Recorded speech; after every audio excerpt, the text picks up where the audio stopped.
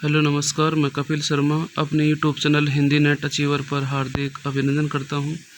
आज का हमारा विषय होगा environmental education. Environmental education paper प्रथम के लिए अति महत्वपूर्ण है। इसमें हम देखेंगे कि किस प्रकार से इसकी शुरुआत की गई थी। पहला हमारा विषय क्या है? पर्यावरण शिक्षा का परिचय। पर्यावरण अध्ययन एक बहुविषयक विषय है जहाँ विभिन्न परिप्रेक्ष्यों को एक व्यापार कार्यप्रणाली से संबंधित किया जाता है। पर्यावरण संरक्षण अधिनियम 1986 के अनुसार पर्यावरण भूमि, वायु, जल, कायन के बीच के आपसी संबंध, अन्य व्यक्ति या अन्य जीवित प्राणियों के साथ एकीकरण है। पर्यावरण अध्ययन इस अधिगम से संबंधित है, हमें कैसे जीना चाहिए और पर्यावरण को सुरक्षित करने के लिए हम कैसे स्थायी दृष्टिकोण बना सकते हैं। पर्यावरण संदूषण और अवक्षेपण पर केंद्रित वातावरण में भौतिक, रासायनिक और जैविक घटकों के बीच परस्पर क्रिया के अध्ययन की आवश्यकता होती है। पर्यावरण के अध्ययन में अध्ययन के विभिन्न खंड शामिल हैं जो पर्यावरण के भौतिक पहलू भी हैं, जैसे कि रसायन विज्ञान, भौतिक विज्ञान, सैनिटरी इंजीनियरिंग, जीवन विज्ञान, चिकित्सा विज्ञान, वायुमंडलीय विज्ञान, कृषि, सार्वजनिक स्वास्थ्य, भूगोल, भूविज्ञान आदि। पर्यावरण विज्ञान मिट्टी, पानी, हवा और जीवित प्राणियों में प्रक्रियाओं में के अनुसंधान का प्रबंध करता है, जिससे पर्यावरणीय क्षति और प्रदूषण होता है। अब इसमें कुछ पर्यावरण की शब्दावली दी गई है, किसने? डॉगलस और हॉलैंड ने वर्णन किया है। क्या किया है? पर्यावरण शब्द का उपयोग कुल मिलाकर सभी बाहरी शक्तियों, प्रभावों और स्थितियों का वर्णन करने के लिए किया जाता है जो जीवन, प्रकृति और व्यवहार को और जीवित जीवों की वृद्धि, विकास और परिपक्वता को प्रभावित करता है। पर्यावरण शिक्षा का महत्व। पर्यावरण अध्ययन के महत्व को जानने के लिए निम्नलिखित बिंदुओं को ध्यान से हमें पढ़ना होगा, जो कि क्या करेगा? संसाधनों के संरक्षण के लिए प्रासंगिक प्रयासों पर विचार करके स्थिति में सुधार है वो कर सकते हैं।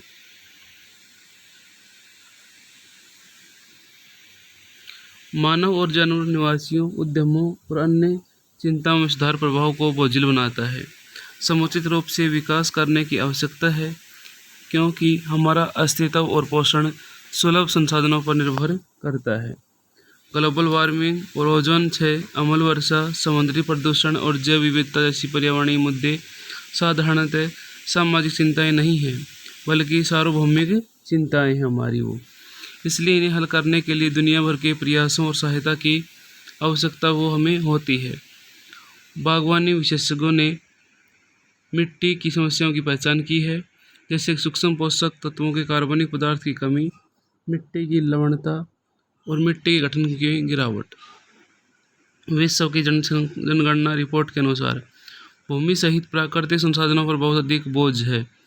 इस ग्रह के प्रत्येक 7 व्यक्तियों में से एक व्यक्ति भारत में रहता है, तो जो प्रत्यक्ष रूप से दुनिया की आबादी का 16% और कुल भूमि क्षेत्र का केवल 2.4% है। ये क्या हमारी इन्वायरमेंटल एजुकेशन है।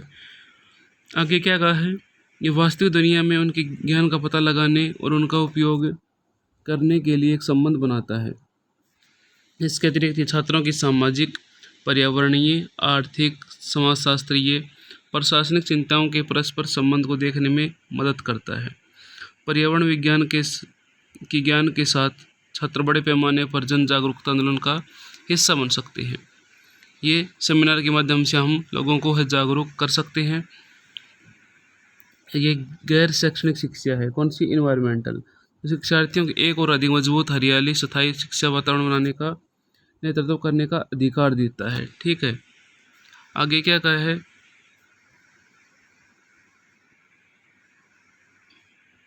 आगे क्या है? शिक्षा प्रणाली में पर्यावरण शिक्षा को शामिल करने हेतु भारत सरकार के कदम थे। कुछ क्या कदम थे? 1973 में पर्यावरण शिक्षा पर जॉर्जिया के तिबिलिसी में दुनिया का पहला अंतर सरकारी सम्मेलन आयोजित किया गया था। कब किया गया था? 1973 में किया गया था। जॉर्जिया के तिबिलिसी में दुनिया का पहला अंतर सरकारी सम्मेलन का गठन किया गया था। 1991 में सर्वोच्च न्यायालय में भारतीय शिक्षा प्रणाली के सभी स्तरों पर पर्यावरण शिक्षा को अनिवार्य कर दिया गया था। संविधान के अनुच्छेद 48(1) के अंतर्गत राज्य पर्यावरण की शिक्षा और सुधार करने और देश के जंगलों और वन्य जीवों की रक्षा करने का प्रयास करेगा। ये क्या एक महत्वपूर्ण दायित्व था सभी लोगों का।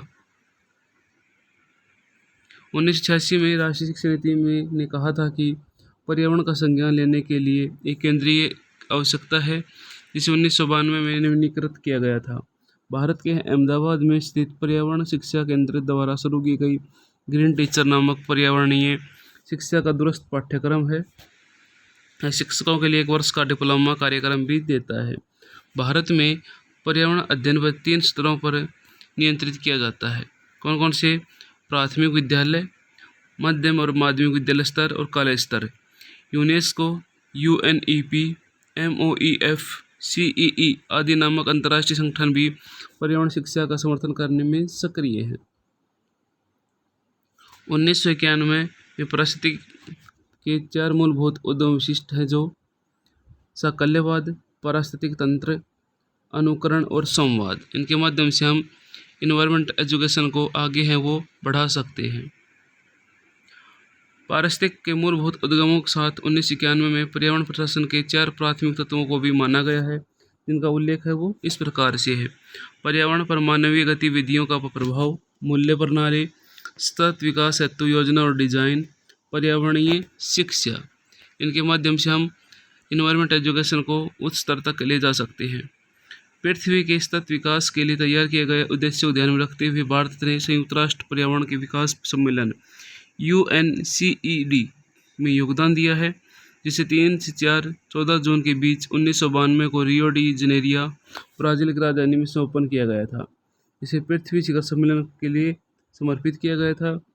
कुछ इसके घटक हैं। घटक कौन कौन से हैं?